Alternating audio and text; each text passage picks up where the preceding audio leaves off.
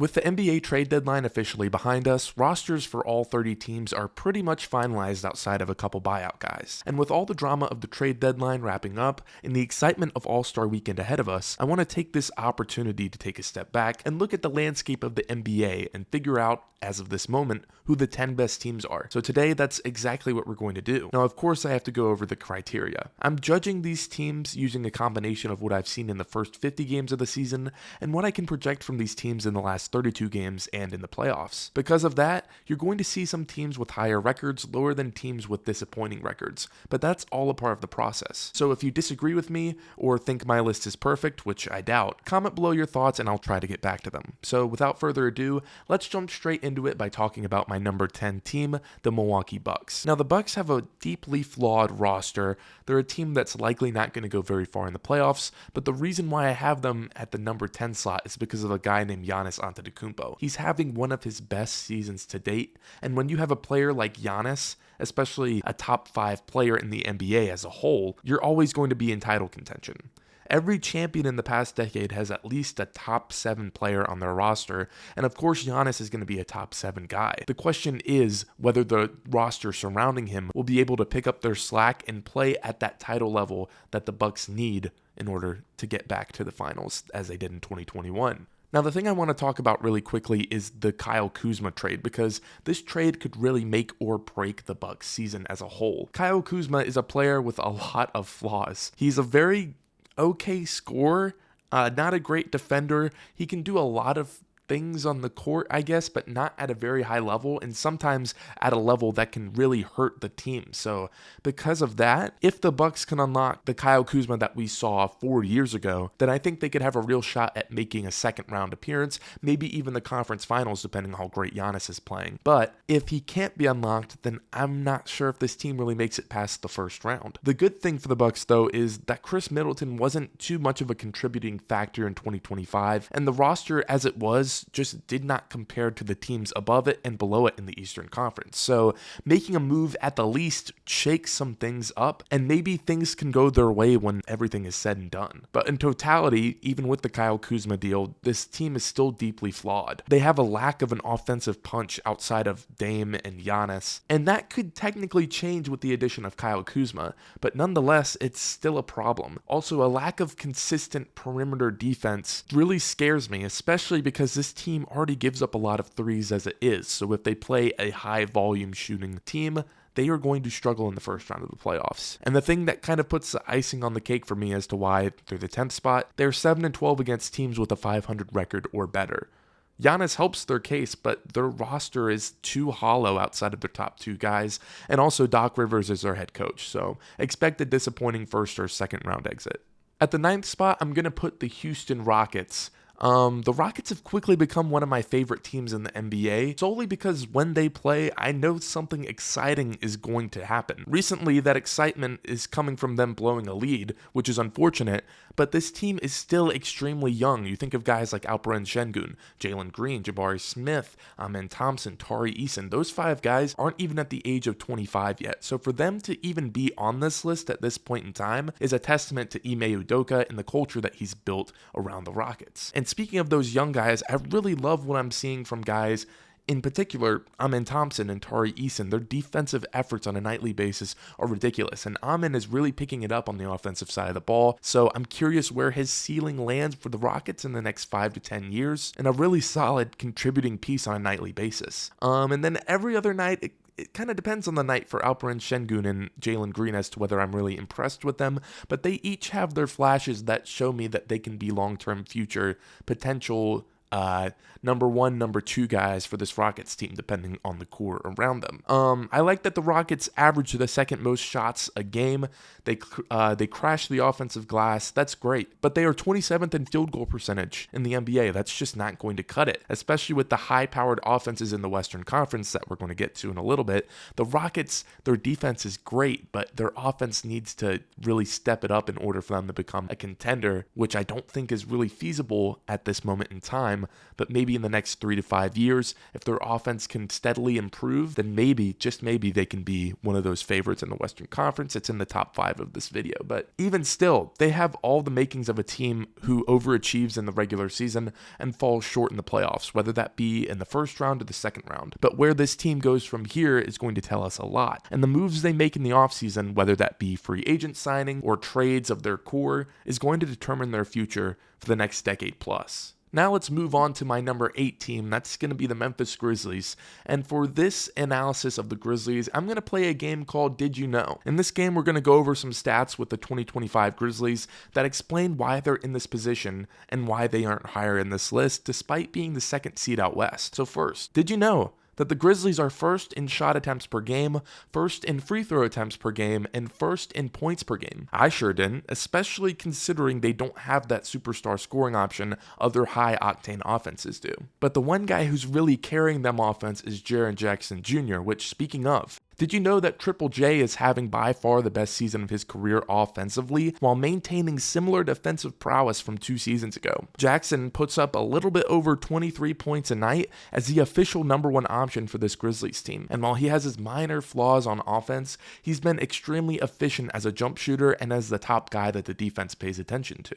With Jaren Jackson's defense, the Grizzlies have been especially proficient on that side of the ball. So, did you know the Grizzlies allow the second lowest field goal percentage in the NBA, holding opponents to 45% per game? It's an impressive number, but it makes sense considering what the Grizzlies have on defense, from Jaren Jackson Jr., who is a former Defensive Player of the Year, to a guy like Jalen Wells on the perimeter, who's been great so far on his rookie season. And finally, did you know that the Grizzlies are an impressive rebounding team on both offense and defense, creating a ton of second chance points and limiting opposing teams' shot attempts per game? Again, this is another great sign for a contender. I love it when teams control the glass and create as many opportunities for their extremely efficient offense.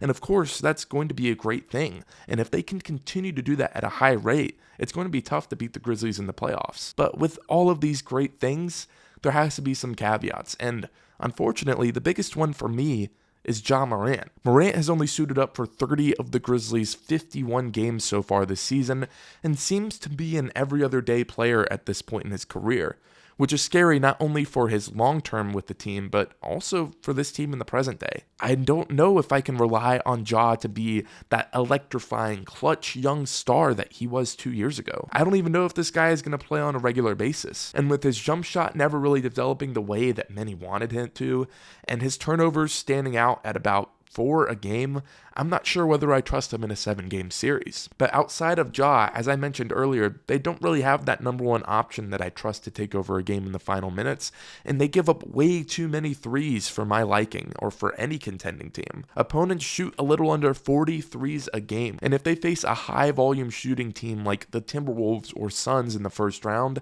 they might get outscored on a hot shooting night, or worst-case scenario, a hot shooting series. I think at this point of the video, we're at teams that all have a chance to make it to their respective conference finals, but because their floor lies at an embarrassing first-round exit, I'm going to keep the Grizzlies at 8th. But they're honestly interchangeable with my number 7 team, the Dallas Mavericks. Now, Dallas is a pretty interesting case because no one really knows how their current roster is going to look like with Anthony Davis there.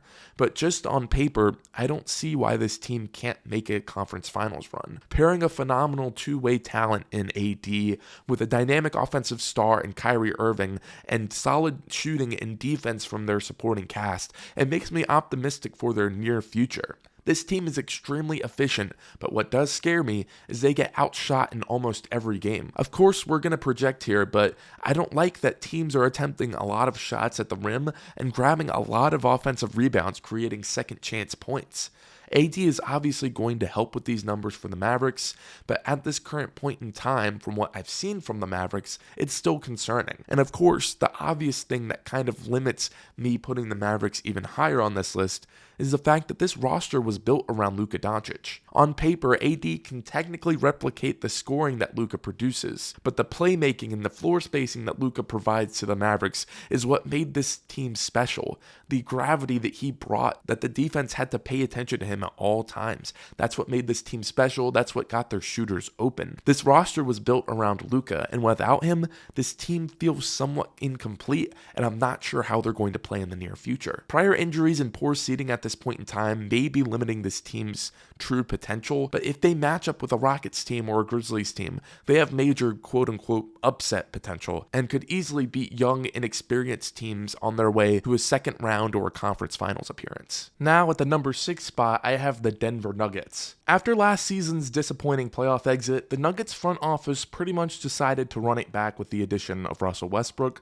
which is fine, but also kind of sad considering that they have Nikola Jokic on the roster. But with so much money tied up into their core four being Jokic, Jamal Murray, Michael Porter Jr., and Aaron Gordon, they really didn't have the money or the cap space to make any moves. But what I really like about this Nuggets team and why I think that they have the potential to be an NBA Finals team is their offense, as expected with a guy like Nikola Jokic. The team is first in field goal percentage, first in two-pointers made, second in two-point field goal percentage, third in free throws per game, first in assists per night, and third in points per game. In terms of overall efficiency, there might not be a better team in the West for now than the Nuggets. The funny thing about this team is, though, they completely rely on guys like Jamal Murray and Michael Porter to show up and hit shots. As it stands, Jokic is pretty much a guaranteed 30-point triple-double every night. But what matters is how often Murray and Porter can show up to games and hit some of their combined 30 shots a night. And with the dynamic playmaking and the intense energy of Russell Westbrook now on the team, this team just feels different. When he's on the court, he brings out a whole different side, and they have a lot of potential to make it far if they can continue their offensive abilities into the later half of the season and in the playoffs. What's going to kill this team, though, is their defense. They allow the second most shots per game, the third most two-pointers per game, and almost 116 points per game, by far the most points per game allowed on this list. If their high-powered offense doesn't come out the gates hot, then they're going to struggle and have a tough time catching up with the well-rounded teams above them. So for that reason, I really like this Nuggets team, but they're going to slide in at the number 6 slot. And one slot below, and I can't believe I'm saying this, the Los Angeles Lakers. Yes, they are going to be my 5th slot at this current point in time. Because even without Anthony Davis, even without some of the role players for stretches at time, this team has really found their groove in the last month. And with the addition of a guy like Luka Doncic to the offense, a guy like Mark Williams, a good lob threat and rebounder, this team can find a whole nother level in the next 30 games that makes them title contenders. At this time, we still don't know what Luka looks like in purple and gold, but you'd have to assume at a similar level to last season, and with even more motivation to go out there and crush opposing defenses, thanks Nico Harrison and the Mavericks, by the way. Seeing the great basketball minds of Luka, LeBron, and JJ Redick is going to be a thing of beauty. I'm not really sure how opposing defenses are going to stop this team, especially in a 7-game series, because if the Lakers shooters get hot and LeBron and Luka are still playmaking, facilitating, and getting their own at the rate that I know that they can, I don't see how another team stops them. Of course, I still need to see how Luka and LeBron and the rest of the players mesh on the court, and I'm sure there's going to be a small adjustment period, but with an easy schedule ahead of them for the next 5 to 10 games, I wouldn't be shocked if they climb up to the 3rd or the 4th seed by the end of the season. What does concern me here, though, like with the Nuggets, is the Lakers' defense. AD was holding down the paint, and no disrespect to Mark Williams at all, but I don't know if he's even half of what AD was on that side of the ball. Their second best defender in the starting lineup might be Luka, and that's saying something. So like the Nuggets, they're going to rely heavily on their offense, but I trust the basketball minds of LeBron and Luka, and because of that, I could very easily see this team making the conference finals and maybe even the NBA finals in the near future. Now let's move out east for number 4, and I can't believe I'm saying this, but I have the Cleveland Cavaliers at number 4. You might be wondering why the team with the second best record in the NBA isn't second or even third on this list, and I just want to say that I've been an avid supporter of this team for the entire season, but recently I'm starting to see a couple flaws that are holding me back from putting all of my eggs in the basket. So for starters, this team is really underwhelming in the clutch. The Cavs are 3-3 in games decided by one possession, which is the second worst mark by any team on this list. And with close contests with the Pistons, where Darius Garland had to hit a huge half-court buzzer beater to beat them, and the Celtics, where they looked atrocious in the final minute, I just worry about their late-game execution. But the thing is, This team is extremely efficient, like scary efficient almost. They are first in the NBA in 2-point and 3-point percentage, even when attempting 41 a game for the latter. However, the pessimist in me wonders whether all this is going to translate to playoff basketball. I like good shooting teams, but I'm nervous about teams who shoot a little too good like the Cavs. Maybe it's dumb reasoning, but it's something that I hold in the back of my head, where because they're such a great shooting team now, how is their offense going to run when those shots aren't falling in a 7-game series? Just something that's in the back of my head as of right now. But thankfully for the Cavs, even if those shots stop falling, they have a top 10 defense led by a Defensive Player of the Year candidate Evan Mobley. The Cavs, however, made a huge deal at the trade deadline, acquiring former top 5 pick DeAndre Hunter from the Hawks and giving up pretty important wing Karis LeVert and not so important wing, no offense, Georges Niang. And I like Hunter as an individual player, and I like what he's done with the Hawks so far this season. I just don't know how he's going to fit into the Cavs' free-flowing offense that relies on ball movement and team chemistry. Not to completely crap on Hunter, who I still think is a very good player, but he's kind of a ball stopper. And the Cavs' offense as a whole can't afford to lose that offensive chemistry that makes them so special. As a whole, I don't have anything against the Cavaliers, and I still hold confidence in their short and their long-term future. I guess the proper way to put it is I still have 2 feet in the house where the Cavs win the Eastern Conference Finals and make it to the NBA Finals, but I'm staring at the open door and thinking about how nice the weather feels today. And now at number 3, I have the Boston Celtics. So at this point, I'm sure you're questioning whether I know ball, and I don't really blame you. The Celtics are the defending champs and still have all the pieces that made them so special last season. We're almost picking hairs with these top 4 teams considering how talented each one is.